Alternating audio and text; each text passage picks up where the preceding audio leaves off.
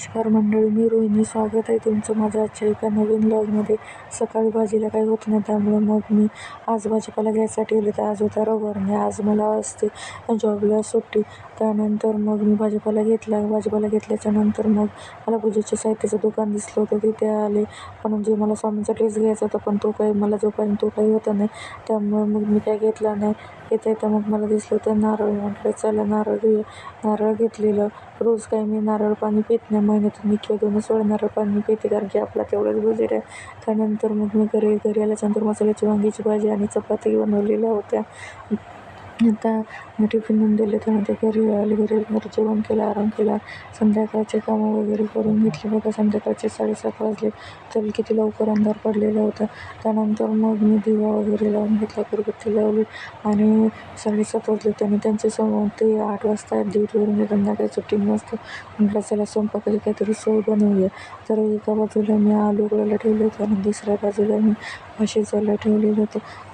सकाळी मला इडली बनवायची होती, परंतु ते काय म्हटले की मी इडली जर तू बनवशील तर मी फक्त 2 किंवा 3च खाणार आणि मला जेवण लागतं, कारण की आमच्याकडे कसं आहे, इडल्या बनवल्या तरी पण मला स्वयंपाक करावाच लागतं. ते कधीच ॲडजस्ट करून घेत नाही.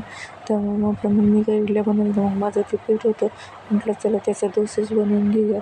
आणि आमच्याकडे कसं डोसे बनवले तरी पण त्याला चटणी वगैरे मध्ये लावलेलं आवडत नाही. मग त्या चपातीसारखंच आवडतं. तर वेगळी चटणी वेगळी चटणी ठेवावं लागतं आणि डोसे वेगळे द्यावं लागतं. अशा प्रकारे मग मी सगळे डोसे वगैरे बनवून घेतले. डोसे बनवून झाल्याच्यानंतर मग मी चटणी बनवली. त्यानंतर मग त्यांनी गरम डोसे आणि चटणी जेवण केलं. त्यानंतर ते म्हटले मला गोड काहीतरी पाहिजे. मग माझ्याकडे थोडंसं दूध होतं आणि ते म्हटले की दूध आटव, पण थोडं गाढ दूध बनवतं. म्हटलं आता आपल्याकडे तर थोडंसंच दूध आहे म्हणतो. मग मी काय केले, थोडे त्याच्यात तांदूळ टाकले आणि दुधामध्ये तांदूळ शिजवले. त्यानंतर मग साखर टाकली आणि थोडंसं तूप टाकलेलं होतं, ड्रायफ्रूट्स वगैरे टाकले, विलायची टाकली आणि मग त्यानंतर मग त्यांना मी थंड होऊ दिलं आणि मग ते प्यायला दिलं. आणि मग मी की डोसे आणि चटणीचं जेवण वगैरे करून झालं. त्यानंतर मग थोडा आराम करायला बसले. आज कसं मला सुट्टी असल्यामुळे मग आमचं लवकर जेवण झालेलं होतं. आणि मग ते म्हटले की चल, मला काही झोप काही येऊन नाही, कारण की मग रोज मी 10-10:30ला घरी येत असते. त्यामुळे मग त्यानंतर आम्ही जेवण वगैरे करत असं नंतर आराम करत असं मला आराम करायला 12 वाजतात. तर म्हटलं की चल आपण बाहेर जाऊन फिरून येऊया.